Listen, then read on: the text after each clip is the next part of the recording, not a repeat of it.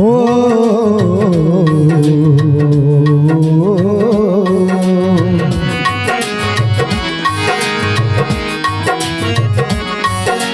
स्वर्ग सा सुंदर मिथिला धाम, मांडन आया थी राजा जनक के गाँव।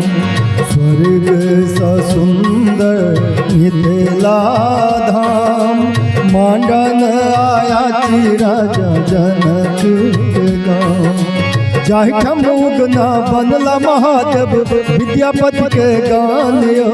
स्वर्ग सा सुंदर मिथिला धाम, मांडन आया थी राजा जनक के गाँव।